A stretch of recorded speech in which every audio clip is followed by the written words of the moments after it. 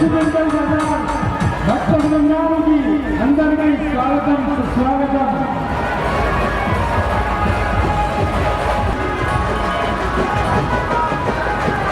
లక్ష్మీ చెరువు గారికి స్వాగతం సుస్వాగతం.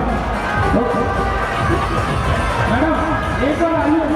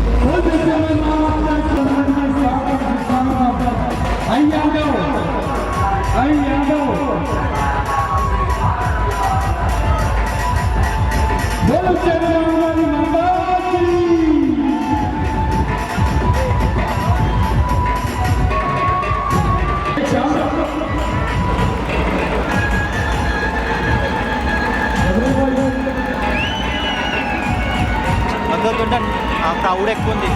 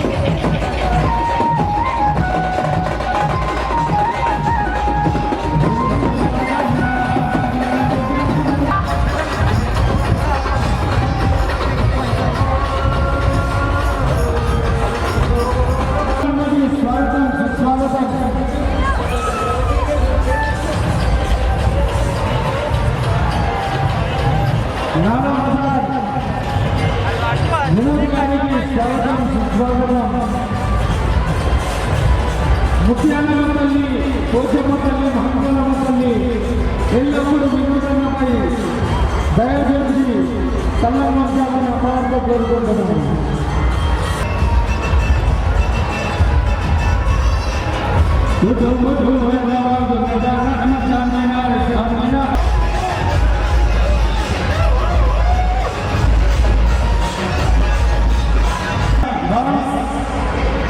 మీరందరూ ముందుకు రావాలని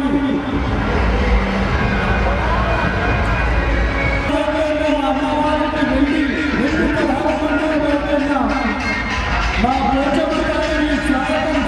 మా ఎమ్మెల్యే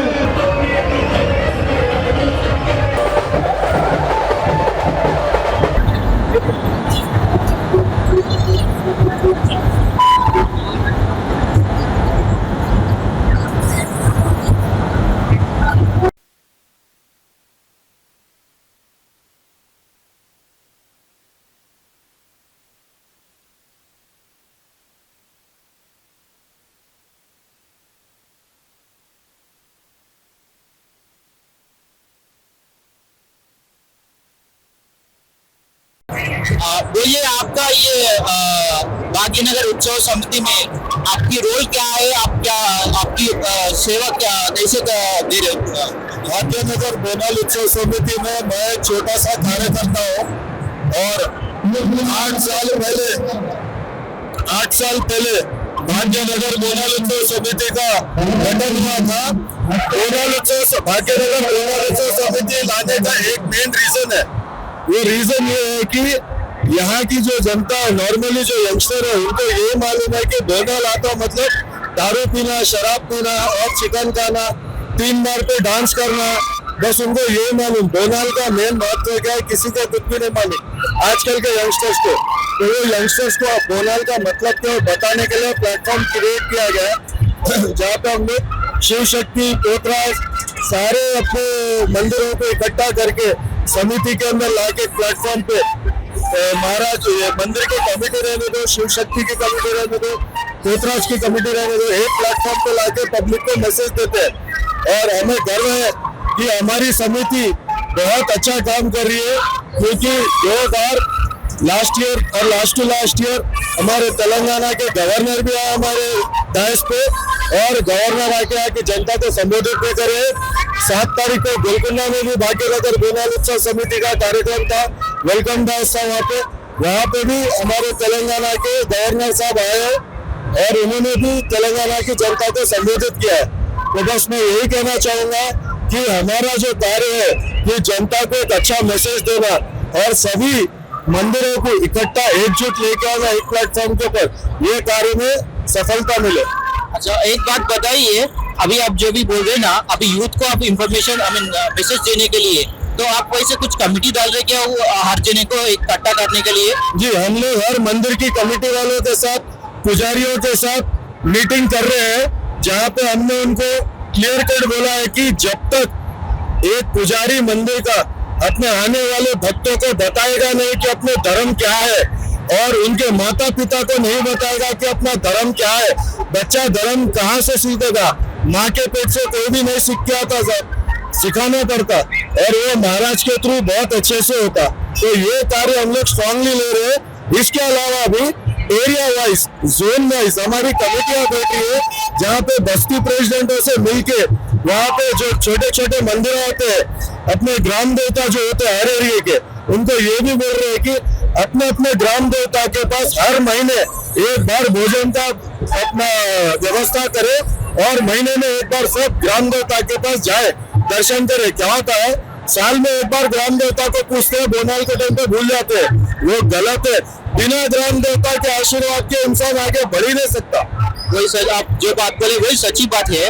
तो एक बताइए, हमारा चैनल तरफ से भी हम भी कोशिश करने वाला है कि जो भी आप कमेटी डालने वाला है, तो हम भी हमारा चैनल तरफ से एडवर्टाइजमेंट भी दे सकेंगे। ठीक है, बिल्कुल सर, आपको पूरा अपडेट देंगे। हमारा प्लेटफॉर्म, हमारे कमेटी के डिटेल्स, हम लोग कैसे काम कर रहे हैं, आपको पूरी डिटेल्स मिलेगी। आप अपना सर्वे कीजिए। साथ ही साथ हमारी आपसे भी एक रिक्वेस्ट है, आपके जो व्यूअर्स है उनसे भी रिक्वेस्ट है, अपने अपने एरिया के मंदिरों में मेहरबानी करके जाइए, हफ्ते में एक बार तो वहाँ पे मिलिए, महीने में एटलीस्ट एक बार वहाँ पे सामूहिक भोजन का व्यवस्था करके सारे बस्ती वाले एकजुट होके एक जगह पे भोजन करें। ठीक है, थैंक यू जी। जय श्री राम। जय श्री राम। లష్కర్ బోనాల పండుగ సందర్భంగా ఈరోజు ఉజ్జయిని మహంకాళి అమ్మవారి దేవస్థానం దగ్గర ఆటపాటలతో చిందులేస్తున్నారు. భాగ్యనగర్ ఉత్సవ కమిటీ ఆధ్వర్యంలో కొన్ని సేవా కార్యక్రమాలు చేస్తున్నారు. సో వాళ్ళతో ఒకసారి మాట్లాడడానికి ప్రయత్నం చేస్తాం. చెప్పండి సార్, ఎన్ని సంవత్సరాలు చేస్తున్నారు? గత 9 సంవత్సరాలుగా భాగ్యనగరంలో ఉన్నటువంటి ప్రత్యేకమైనటువంటి అన్ని ఆలయాలను, బోనాల్లో పాత్రధారులైనటువంటి శివసత్తులు, భూతరాజులు, రంగం భవిష్యం అని చెప్పేటటువంటి వాళ్ళు, కుమ్మరి వాళ్ళు, దీనిలో భాగమైనటువంటి ప్రతి కులాలను కలుపుకోబోయి బోనాల యొక్క ప్రతిష్టని యావత్ ప్రపంచానికే తెలియజేసేటందుకు ఈ యొక్క ఉత్సవాలు తెలంగాణ రాష్ట్ర పండుగ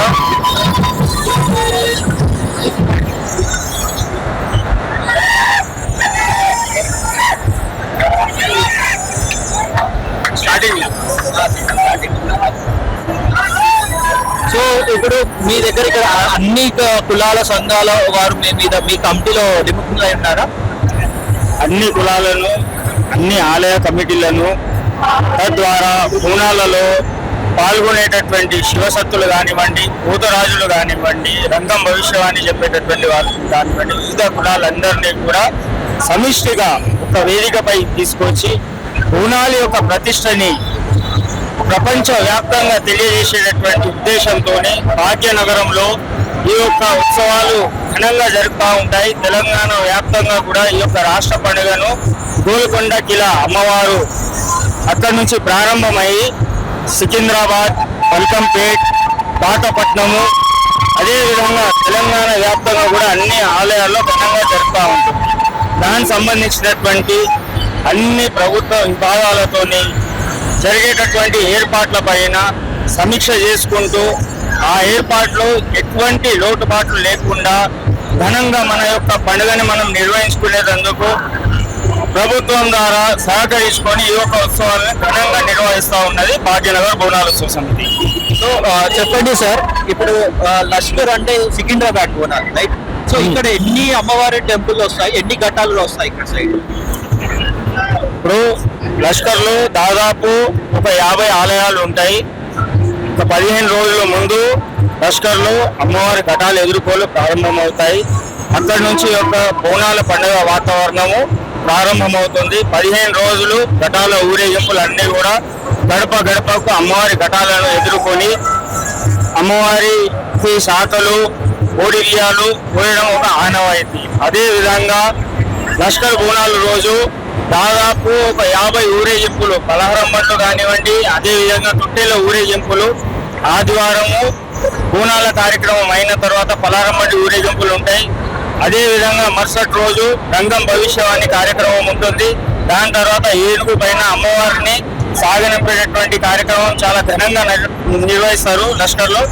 దాని తర్వాత సాయంత్రం మళ్ళా పలారం బండ్లు, తొట్టేళ్ల ఊరేగింపులు మాత్రము ఇక్కడ నుంచి ఘనంగా నిర్వహిస్తారు. దాదాపు 50 ఊరేగింపులు వివిధ ప్రాంతాల నుంచి అన్ని కూడా శ్రీ ఉజ్జయిని మహంకాళి అమ్మవారి ఆలయానికి ఇచ్చేస్తూ ఉంటారు.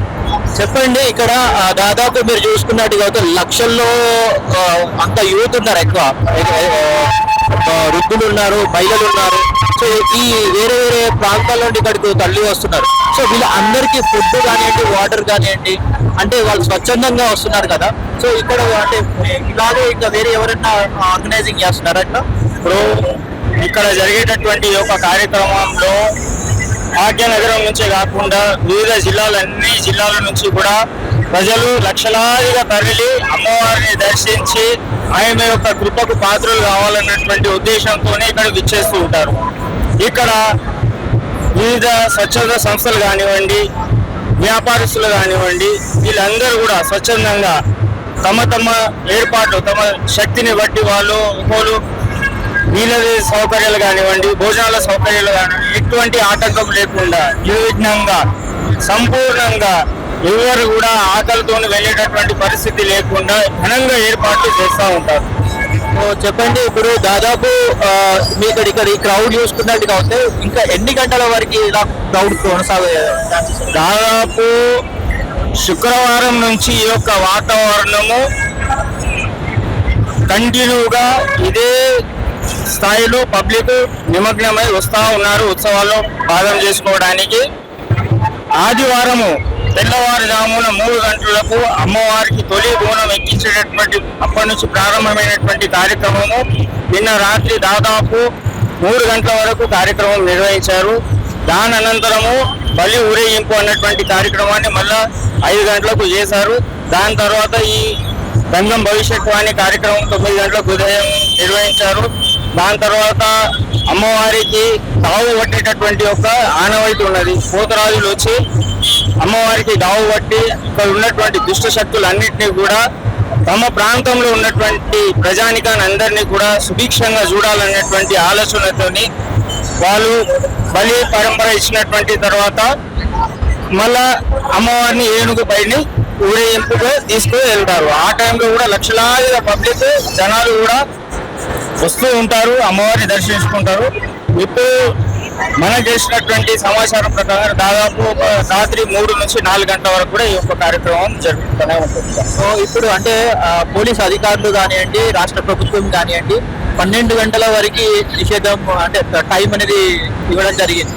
ఎటువంటి ఆంక్షలు ఏం లేవు, అధికారికంగా ఎవరు కూడా ప్రకటించలేదు. ఉత్సవాలు మన ఉత్సవాలు, దాన్ని నిర్విఘ్నంగా శాంతియుతంగా ఎవరికి ఎటువంటి మనకు అసౌకర్యం కలగకుండా కార్యక్రమాన్ని చాలా ఘనంగా నిర్వహిస్తున్నారు. ప్రభుత్వం తరఫు నుంచి పూర్తి సహకారాలు ఉన్నాయి, ఎటువంటి ఆటంకాలు అనేటువంటివి లేవు.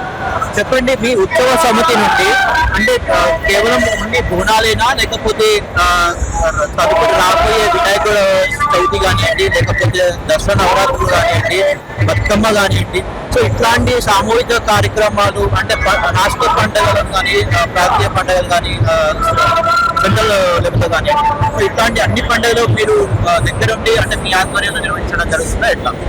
ఇప్పుడు భాగ్యనగర్ బోనాలు ఉత్సవ సమితి అన్నటువంటిది ఈ యొక్క తెలంగాణ రాష్ట్రంలో జరిగేటటువంటి బోనాలు పండుగ సంబంధించినటువంటి పండుగని పిలిపిస్తూ ఉంటుంది. అదేవిధంగా మరి ఒక నెల రోజుల్లో ప్రపంచం మొత్తంలో అతి పెద్ద అయినటువంటి పండుగ గణేష పండుగ. భాగ్యనగరంలో కొన్ని లక్షలాదిగా గణేష మండపాలు నిర్వహిస్తుంటారు. దాన్ని కూడా పూర్తిగా భాగ్యనగర్ గణేశోత్సవ సమితి ఆధ్వర్యంలో ఎటువంటి మనకు అసౌకర్యాలు కలగకుండా మండపాల నిర్వాహకులకు కానివ్వండి, అదేవిధంగా సామూహిక నిమజ్జనం అనంత చతుర్దశి రోజు ఏదైతే నిమజ్జన కార్యక్రమం జరుగుతుందో ప్రపంచ వ్యాప్తంగా కూడా కొన్ని లక్షలాది మంది రోడ్లపై ఆ నిమజ్జన కార్యక్రమాన్ని తిరిగించడానికి వస్తూ ఉంటారు. ఆ టైంలో ఆ యొక్క ఏర్పాట్లు కూడా భాగ్యనగర్ గణేశోత్సవ సమితి చూస్తాం. తెలంగాణ రాష్ట్రంలో హైదరాబాద్ అనేది కీలకమైనటువంటి ప్రాంతం కదా. సో ఇక్కడ ఏ ఉత్సవం జరిగినా, ఏ పండుగ జరిగినా చాలా పండుగ విందుగా లక్షలాది ప్రజలు పలు ప్రాంతాల నుండి ఇక్కడికి వీక్షించడానికి వస్తూ ఉంటారు. అంటే అందులో భాగంగా బతుకమ్మ పండుగ దసరాలో మనం చేసుకునేది అతి కీలకమైన పండుగ బతుకమ్మ. సో 9 రోజులు అమ్మవారిని గౌరీ దేవతగా పూజించి శివరాత్రికి సభ్యుల బతుకమ్మ కింది వరకు చేయడం జరుగుతుంది. సో దీంట్లో కూడా మీ యొక్క పాత్ర ఉంటుందా?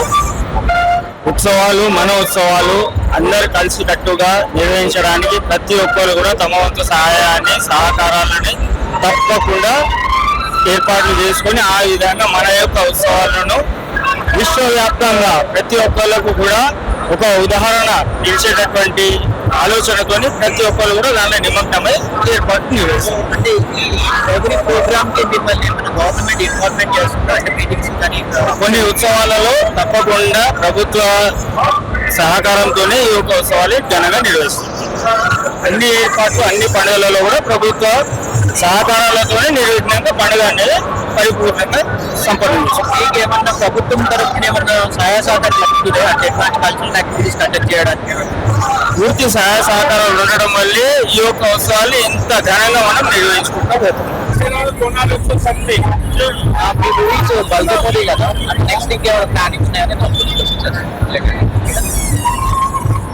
సో ఈ రోజు లష్కర్ బోనాల్లో భాగంగా ఇక్కడ రథోత్సవాలు కానీ పలార బండ్లు రావడం జరుగుతుంది. సో ఇందులో బల్గం మూవీ ప్రొడ్యూసర్ గారు ఇక్కడ మా దగ్గర ఉంటారు. సో వాళ్ళతో కూడా మాట్లాడడానికి ప్రయత్నం చేద్దాం. చెప్పండి సార్, మీరు అంటే ఇది మొదటిసారా ఇంతకు ముందు ఎప్పుడన్నా రెగ్యులర్ వస్తుంటారు? రెగ్యులర్ గా వస్తుంటాయి. లాస్ట్ టైం కూడా వచ్చాము. బల్గం మూవీ తర్వాత సో మీ మూవీ అంటే బల్గం మూవీ చేశారు కదా, ఇంకేమైనా పైప్ లైన్ లో ఏమైనా ఉన్నాయా ప్రోగ్రెస్? నితిన్ తమ్ముడు చేస్తున్నాము, సాయిధర ప్రైజ్ చేస్తున్నాము, అది రవితేజ గారు చేస్తున్నాము. సో బల్గం మూవీ అనేది ఒక అంటే తెలంగాణలో సెంటిమెంటల్ గా టర్నింగ్ పాయింట్, రైట్? సో అందరినీ హార్ట్ టచ్ చేసినటువంటి మూవీ అది. సో హిట్ అయ్యింది. సో మీరు ఎలా ఫీల్ అయ్యారు ఆ హిట్ కోసం 10 ఏళ్ల నుంచి వెయిట్ చేస్తున్నాం. సో ఇట్లాంటి కంటెంట్ ఉన్న మూవీస్ ఇంకా అప్కమింగ్ ఏమైనా ప్లాన్ ఉన్నాయా మీరు ఏమైనా? అంటే ఒక టైప్ ఆఫ్ కంటెంట్ వచ్చిన తర్వాత మళ్ళీ ఆ కంటెంట్ యాక్సెప్ట్ చేయాలి పబ్లిక్. It takes time. ప్రస్తుతానికి వేరే కంటెంట్ నడుస్తుంది.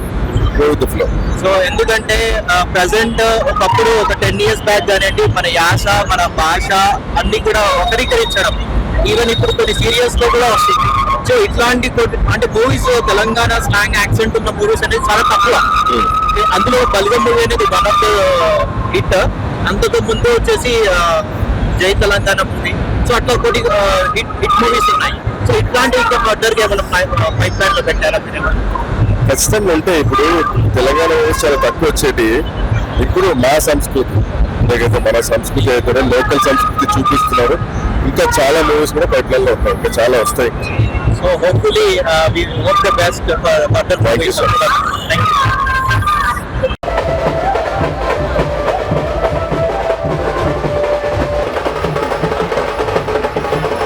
భాగ్యనగర్ మండల సమితి వేదికపైకి వచ్చేసి అదే బంగాళాలు రెండు అదే తను